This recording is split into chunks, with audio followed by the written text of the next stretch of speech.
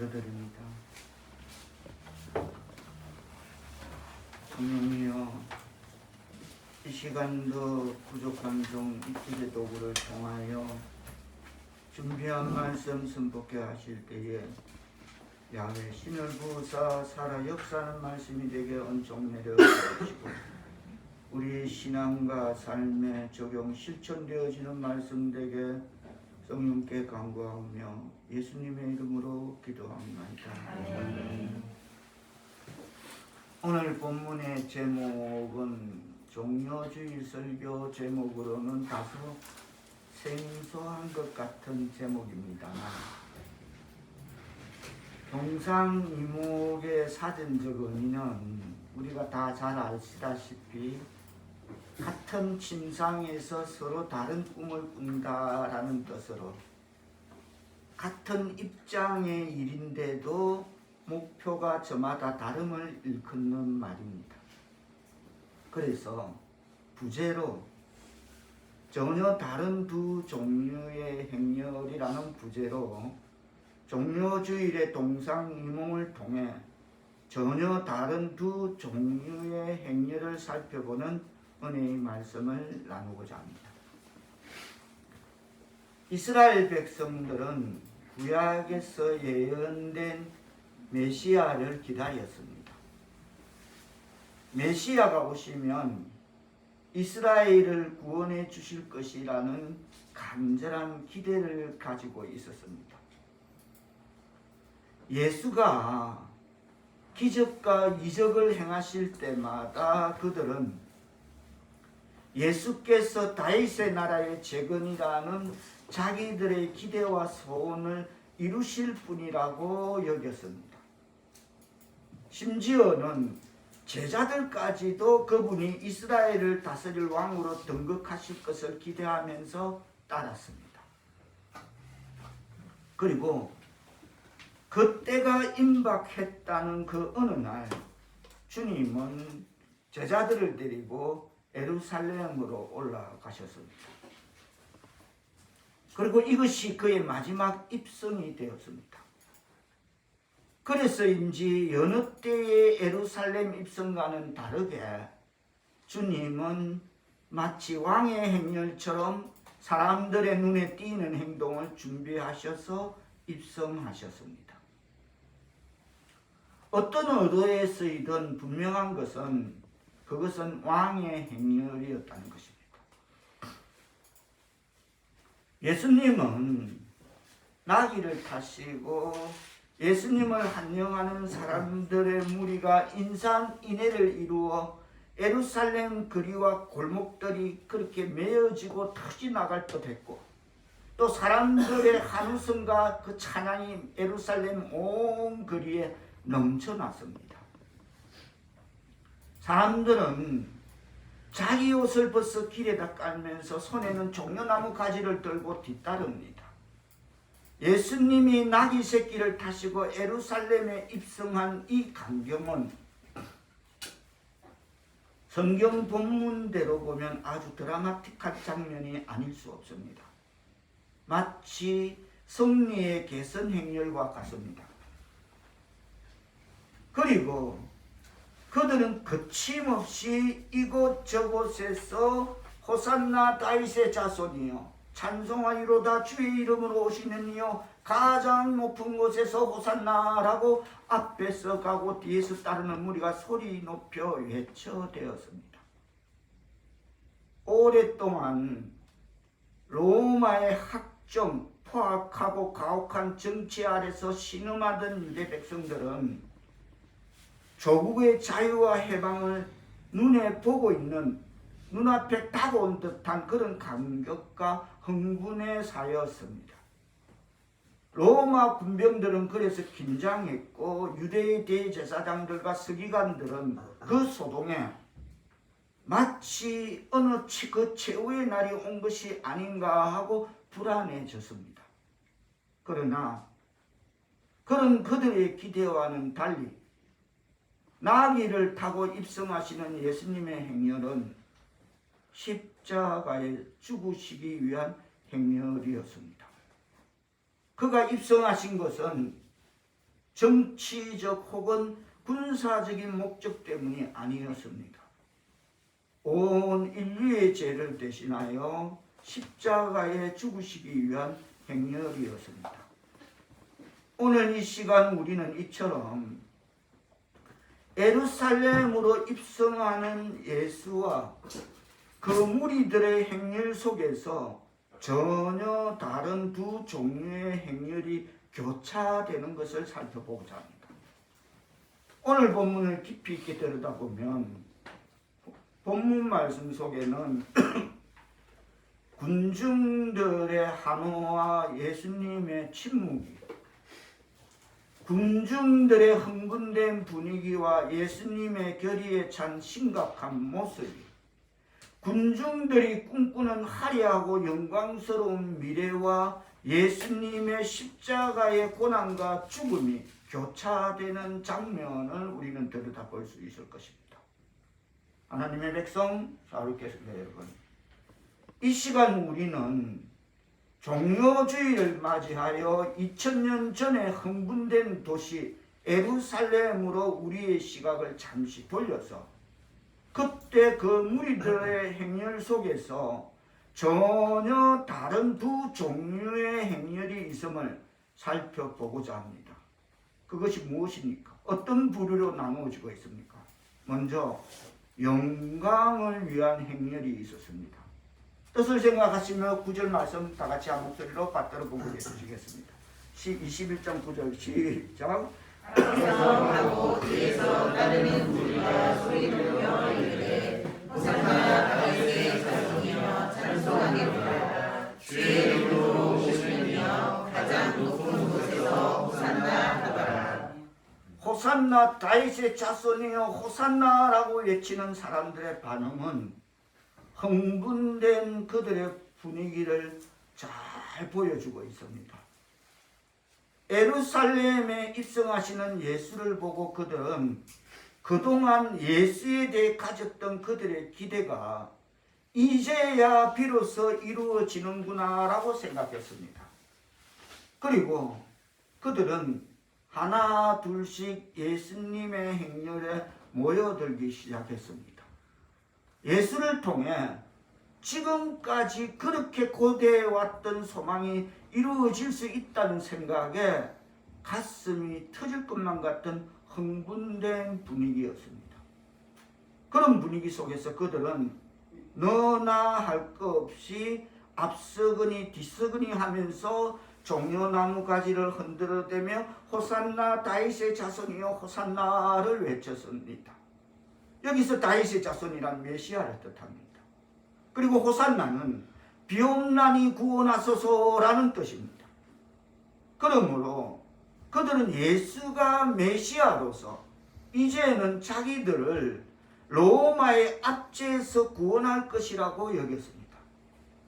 이스라엘 백성들은 예수를 그들이 고대하던 정치적인 메시아로 오해하고 그를 통해서 자기들의 지난날의 억울함과 원통함을 해소할 수 있기를 원했습니다.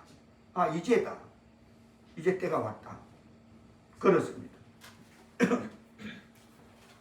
이스라엘 백성들은 예수를 다시 말해서 정치적인 메시아로서 그가 가진 힘과 능력을 가지고 로마 군대를 평정하고 제압하고 이스라엘을 강대국으로 만들어서 다윗의 나라를 재건하기를 기대했습니다.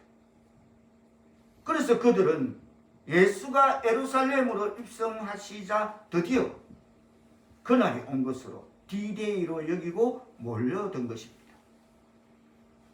메시아인 그분과 함께 거대한 로마 제국의 재패를 꿈꾸며 메시아인 그분이 신적인 권능으로 로마를 무찌르고 승리할 것을 기대했습니다. 그래서 이스라엘 백성들은 그로 인하여 누리게 될 다윗의 나라의 그 영광과 화려함을 기대했던 것입니다. 바로 그런 기대감으로 터질 것 같은 분위기의 함성이 다윗의 자손이여 호산나였습니다. 이 대목에서 우리가 분명 살펴야 할 것은 주님을 따라가는 그들의 행렬은 주님과 함께하는 행렬 같지만 실상은 동상이몽, 즉 겉으로 보기에는 같은 입장의 일 같으나 목표가 전혀 다른 두 종류의 행렬이었습니다. 옛날 노차사 노래방 맞다라 따로 또 같이. 그들의 행렬은 주님과 상관없는 행렬이었습니다. 주님을 위한 행렬이 아니라 자기들의 속의 꿈을 위한 행렬이었고, 십자가 고난을 위한 행렬이 아니라 자기 개인의 영광을 위한 행렬이었습니다.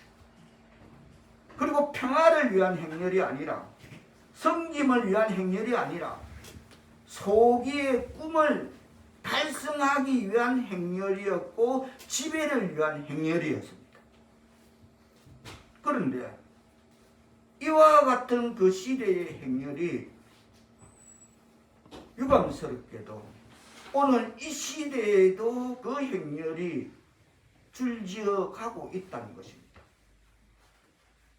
하나님의 이름을 경외하는 하나님의 백성 사랑하는 성도 여러분, 우리가 주님을 믿노라 하고 주님을 따른다고 하면서도 정작 주님과 다른 길을 걸어가고 있는 성도들이 있습니다. 조금 전에 우리 건집사님 기도 내용이 바로 그것이었습니다. 주님을 위해 일한다고 하면서도 주님의 뜻을 행하지 않는 성도들이 있습니다. 합평케 하는 자의 사명을 감당하기 위해 섬김과 고난을 당해야 함에도 불구하고 자기 영광과 지배를 위해 살아가는 성도들이 있습니다. 바로 이들이 영광을 위한 무리들이. 두 번째 오늘 본문에는 평화를 위한 봉사의 행렬이 있습니다. 바로 예수님의 행렬입니다. 예수님의 예루살렘 입성은 무슨 성공과 축복 혹은 유명해지는 것을 의미하지 않습니다. 그것은 고난과 죽음을 맞이하러 가시는 평화를 위한 봉사의 행렬이었음을 마태복음 20장 앞에 있는 20장 18절 19절에서 예수님은 이렇게 말씀하십니다. 다 같이 뜻을 생각하시며 마태복음 20장 18절 19절 한 목소리로 받들어 본겁니다. 시작. 보라, 우리가 예루살렘으로 올라가노니 인자가 그의 제사장들과 서기관들에게 넘겨주시며 그들이 주기로 표기하고 이방인들에게 넘겨줘 그를 조롱하며 채찍질하며 십자가에 못 박게 할 것이나 제3일에 살아나리라. 그렇습니다. 예수님의 예루살렘 입성은 인류 평화를 위한 봉사의 행렬이며 고난을 위한 입성이었습니다. 그리고 그 고난을 통해 그가 이루고자 했던 궁극적인 목적은 평화를 위한 행렬이었습니다.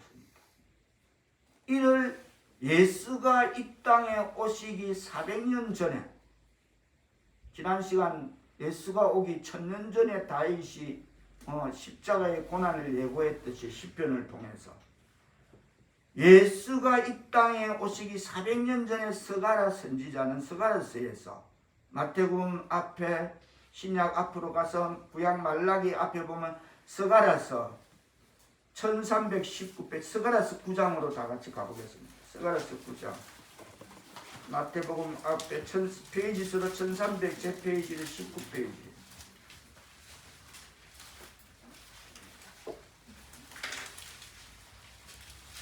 스가랴서 9장 9절 10절 말씀을 뜻을 생각하시면서 받들어 보도록 하겠습니다. 다 같이 스가랴서 9장 9절 10절 시작. 시온에 따라 크게 기뻐할지어다 예루살렘에 따라 즐거이 부를지어다. 보라, 내 왕이 내게 임하시나니 그는 공의로우시며 구원을 베푸시며 겸손하여서 나귀를 나타나니 나귀를 잡은 것 곧 나귀 새끼니라. 내가 에프라임의 병거와 예루살렘의 말을 굽겠고 전쟁하는 그가 이방 사람에게 화평을 전할 것이요 그의 통치는 바다에서 바다까지 이르고 유브라데 강에서 땅끝까지 이르리라. 아멘. 할렐루야. 아멘. 그렇습니다. 주님은 예수가 이 땅에 오시기 400년 전에 이미 서가라 선지자에 의해 예언된 권능 있는 평강의 왕으로 세상에 화평을 주시기 위해 오심을 깨닫는 말씀 될 줄 믿습니다. 그래서 예수님은 평화를 상징하는 나귀를 타고 예루살렘으로 입성하셨고 죄악으로 인해 참된 평화를 잃어버린 세상에 화평을 주기 위해 평화의 왕으로 예루살렘에 입성하셨습니다. 그렇습니다. 그 평화는 예수님의 고난과 그분의 죽으심, 십자가의 죽으심을 통해 이루어진 것이기에 예수님은 평화를 위한 봉사에 입성을 하신 것임을 깨닫는 말씀 되기를 바랍니다. 아멘. 예수님이 예루살렘에 입성하신 것은 무슨 영광의 보좌나 어떤 용상 자리를 향한 걸음이 아니라 천대와 멸시, 수욕과 창피함에 그친 십자가와 골고다에 직결되어 있습니다. 그리고 여기 작은 나귀를 타시고 죽음의 골고다로 가시는 예수님의 모습은 죄인된 다른 사람을 위한 최대의 봉사의 일, 자기 몸과 목숨을 십자가에 기꺼이 바치는 최대의 봉사의 길을 걸어가신 것이다 라고 주석은 그렇게 이 부분을 해석하고 있습니다. 오늘 본문의 기록자인 마태는 그날 그 시에 그 현장에 있던 한 사람으로서 예수님의 이 봉사 정신에 감동을 받아 오늘 본문 마태복음 21장 1절에서 다시 오늘 본문 마태복음 21장으로 돌아갑니다. 1절에서 시작되어지는 두 제자로부터 시작되어 예수님에게로 이어지는 봉사의 행렬을 1절 뜻을 제하면서 다 같이 받들어 본답니다. 21장 1절 시작. 그들이 예루살렘에 가까이 가서 감람산 벳바게를 이르렀을 때 예수께서 두 제자를 보내시며 예수님께로 이어지는 봉사의 행렬의 동선을 자세히 예루살렘 가까이 감람산 벳바게에 이르러서 두 제자를 보내어 어느 집의 마을 건너에 가서 나귀를 가져오라는 그 과정을 상세히 지금 마태는 그것을 기록하고 있습니다. 여기서 우리가 분명히 깨달아야 할 것은 제자들이 나귀를 몰고 온 것도 봉사요. 참 쉽지 않은 일일 것입니다. 어떻게 건너 마을에 나귀가 있는데 아직 매지 않은 나귀가 있고 새끼가 같이 있는데 그 나귀를 끌고 오라. 누가 물어보거든 주님이 쓰신다 하라. 그 말에 가서 나귀를 끌고 올 수 있는 그 과정은 쉽지 않을 것입니다. 그래서 제자들이 나귀를 예수님 말을 듣고 믿고 발걸음을 옮겨서 나귀를 몰고 온 그 자체도 봉사요. 그 나귀 주인이 누군지 모르지만 생명부지한 나귀 주인이 그렇다고 뭐 예수님하고 일면식이 있는 것도 아닐 것인데 하나님께서 이미 그 마음을 움직여서 모든 것을 하나님의 계획대로 이루는 그것을 나귀를 서게 한 그 주인도 봉사요. 또 비록 미물이지만은 하나님께서는 발라함의 나귀의 입을 열어 말을 하게 하듯이 오늘 본문에서도 예수님을 태운, 그래서 데리고 와서 예수님을 태운 그 나귀도 어느 한 부분에 가장 귀한 봉사의 일을 감당했으며 또 예수님을 위해서 자기들의 겉옷을 길거리에다 깐 일도 봉사요. 또 쉽지 않은 그 큰 종려나무 가지를 베어서 그걸 그 높이 올라가서 그 종려 잎나무를 베어다가 예수님이 지나가시는 길에 펴고 깐 일도 봉사요. 쉽지 않을 것입니다. 예수님의 행렬에 앞서거니 뒤서거니 하며 따라간 사람들도 봉사요. 또 행렬에서 호산나 찬송을 부르며 따라간 사람들도 예수님을 위하여 봉사한 사람들입니다. 그러나 이처럼 봉사의 행렬 중심에는 나귀를 타고 입성하시는 예수님이 계셨습니다.